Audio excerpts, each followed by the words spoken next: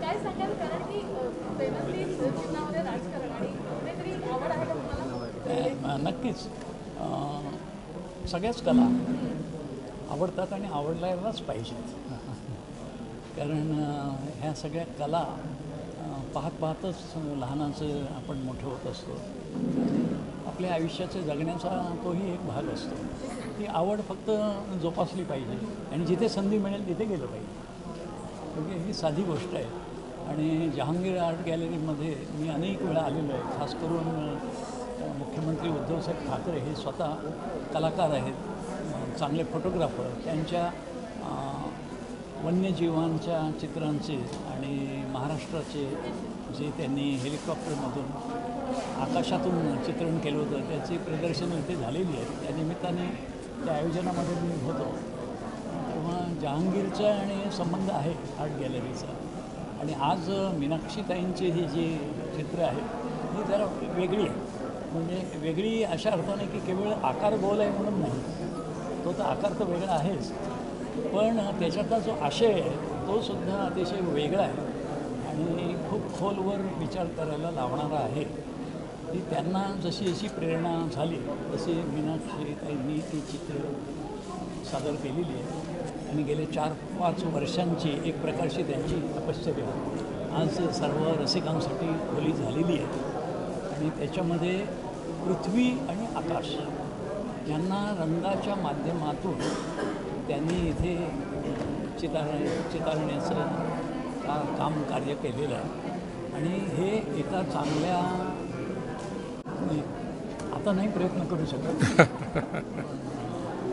लोकांचा माझ्याबद्दल गैरसमज होईल, पण शालेय जीवनामध्ये माझी चित्रकला चांगली होती. त्यावेळेला आमच्या शिक्षकांच्या सूचनेप्रमाणे मी चित्रकलेच्या दोन्ही परीक्षासुद्धा चांगल्या गुणांनी उत्तीर्ण झालेलो आहे त्यावेळेला. आणि प्रयत्नही करत होतो. पण नंतर मग जशी जीवनाला दिशा मिळत गेली त्याप्रमाणे उपजीविकेसाठी आपलं काही जे काही ठरवलेला जो काही मार्ग असतो त्याच्यावर चालत राहणं, धावत राहणं, याच्यामध्ये काही गोष्टी जमतात, काही मागे पडतात.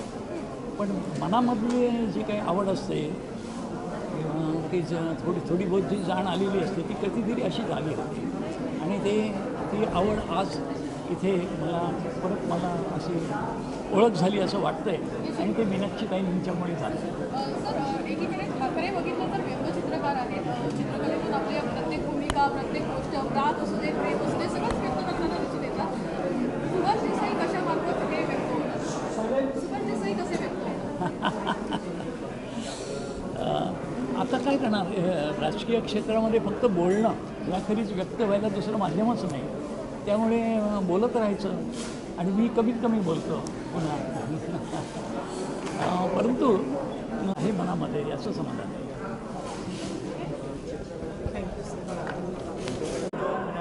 सबके सामने प्रेजेंट किया है, उसके बारे में क्या कहना चाहेंगे? और जो डिग्नेटरीज आए हैं यहाँ पर, सबसे पहले आर्ट के बारे में बताइए कि किस तरह का आर्ट लगा है? ये बहुत ही अलग किस्म का आर्ट है जिसको हम अमूर्त के रूप में कहते हैं। और अमूर्त रूप जो निसर्ग का होता है या आदमी के मन में भी एक अमूर्तता होती है, और उस सारी चीज़ों को कैनवास पर लेकर आना एक बहुत बड़ी प्रतिभा का काम होता है। सामान्य लोगों को इस चित्रकला के बारे में ज़्यादा महसूस नहीं होगा, क्योंकि उनकी जो जीवनी है वो अलग प्रकार की होती है, सामान्यता होती है। लेकिन कलाकार की अपनी एक अलग प्रतिभा होती है, और उस प्रतिभा के साथ इसका जो कैनवास पर जो चित्रीकरण होता है वो निसर्ग के साथ, जिसको कभी कभी हम लोग गॉड गिफ्ट भी कहते हैं, उस प्रकार की प्रतिभा ये जो जिनकी ये चित्र प्रदर्शन है मीनाक्षी जी पाटिल की, बहुत ही सराहनीय है। और ऐसे लगता है कि इस प्रतिभाकार के मन में किस प्रकार की इंसानियत है और मासूमियत है, नैसर्गिकता है, सारी चीज़ें इस चित्र में हमें महसूस होती हैं। और जिस प्रकार के एक अलग सी धड़कन महसूस होते हैं, अगर हम चित्रकार के रूप में अगर उन चित्रों को देखते हैं तो ये महसूस हो सकता है जी। लेकिन बोल नहीं तो इसको हम सिर्फ महसूस कर सकते हैं, और चित्रकला की ये बड़ी ताकत होती है कि महसूस करना। Thank you sir, thank you so much. आपने जिस तरह का एक्सप्रेस किया है वो इस बारे में क्या कहना चाहेंगे? मैं हिंदी में नहीं बोल सकती हूँ, इंग्लिश में नो बोलती प्रॉब्लम। हूँ। What do you want to say about the art? I think the art is from the heart, and she has taken landscape and variations on the theme, but it is very beautifully done. It is in different colors, and it has also shown different aspects of nature. The sort of ferocious aspect of nature, the calm aspect, tranquil aspect.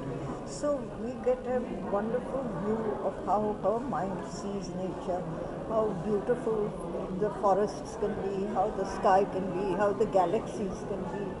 And in that imaginative way, she has done her paintings, and I congratulate her. Sir आप क्या कहना चाहेंगे?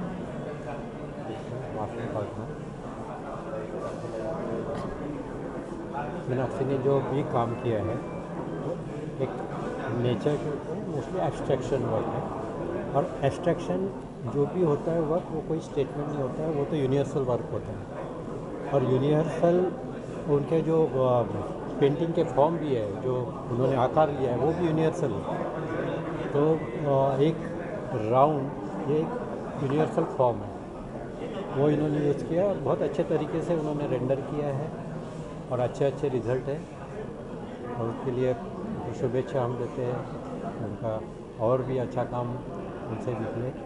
धन्यवाद। Thank you sir, thank you sir. Restricted art scene because crowd gathering is restricted many times. Restrictions are imposed and lifted and reimposed again and again. So arts basically thrives on crowd. Art galleries were almost shut for 1.5 years. In between, in Feb and March opened, but again because of pandemic, there was a severe lockdown. And now from last month, galleries started in India. See, artists suffer because art is something which again thrives in the period of prosperity, when economy is in some kind of trouble, some kind of whether it is pandemic or some economical upheavals. So art is affected, artists are affected, sale is affected. So now let us hope that this lull in COVID continues, and we can continue displaying arts, and we can see such kind of art gatherings in all the art galleries. And sir, what do you want to say about today's art which presented by Meenakshi? Well, this kind of art is something different. It's an abstract art, but again, if you look at it, you can unearth so many things in it. It can be some kind of scenes from the nature, or it can be pure abstract art. So you can read it in so many ways. It's a different kind of art. But again, the paintings, sometimes when you look at it, you need to think a lot. It makes you think a lot. And again, if you say, you cannot describe it in the words. It's one word, it's abstract art. Thank you sir. This painting and किती वर्षाचं काम आहे हे जे दिसतं आणि खूप सुंदर दिसतं. धन्यवाद तुम्हाला. पहिल्यांदा 2017ला माझा नेहरू सेंटरला शो झालेला. त्यानंतरचं हे म्हणजे तब्बल 17, 18, 19, 20, 21 या 4-5 वर्षातलं काम आहे हे. आणि आपण आता बघितलं की कोरोनाच्या काळात सगळं जगच थांबलेलं होतं. आणि जग थांबल्यानंतर आपल्याला जगण्याविषयी जे काही वाटतं, आपण ज्या पृथ्वीवर राहतो त्या पृथ्वीविषयी आपलं नातं, तिचं आणि आपलं नातं, या सगळ्या पंचमहाभूतांविषयीचं आपलं जे काही नातं आहे त्यांच्याशी असलेलं, तर ते कुठेतरी यावं. कोरोनाच्या काळात वेळही होता आणि आपण सगळे थांबलेलो होतो. पण चित्रकार किंवा कलावंताच्या मनातलं चित्र थांबत नसतं, जग जरी थांबलं तरी. तर त्या काळात केलेलं हे सगळं काम आहे. जरी अमूर्त चित्र असली तरी त्यातनं म्हणजे अनेकांनी मला सांगितलं की काही निसर्गाचा भास होतो. म्हणजे कुणाला नद्या दिसतात, कुणाला डोंगर दिसतात, कुणाला समुद्र दिसतो, आकाश दिसतंय. असं ते सगळं निसर्गाचे विभ्रम टिपणारी ही चित्रं आहेत. म्हणजे थोडक्यात मनात साठलेला निसर्ग हा चित्रातून व्यक्त झाला आहे. आणि कोविड नंतर जे रिस्पॉन्स तुम्हाला भेटला आहे त्याच्याबद्दल काय? हो, ह्या कोविडच्या काळात आपण बघितलं की सगळेजण घरात बंद होते आणि सगळ्यांना वाटत होतं की कुठेतरी आपण आता एकत्र भेटलं पाहिजे, गेलं पाहिजे. तर आजच्या या प्रदर्शनाच्या निमित्ताने मला एक खूप सुंदर जाणीव झाली आहे की आपण सगळी माणसं निसर्गाचे जसे भाग असतो, एकमेकांना भेटण्यासाठी किती आतुरलेलो असतो. त्या प्रदर्शनाने सिद्ध झालं की आज इतका सुंदर प्रतिसाद पहिल्याच दिवशी मिळालेला आहे. आणि अजून तर 7 दिवस आहे. तर 7 दिवसातही खूप मित्र, परिवार आणि बाकीचे कलारसिक नक्की येतील याची खात्री आहे. कारण कोरोनानंतर आता ही प्रदर्शन सुरू झाली आहेत. तर सगळ्यांनाच उत्साह आहे प्रदर्शनांना यायचा आणि सहभागी व्हायचा. धन्यवाद.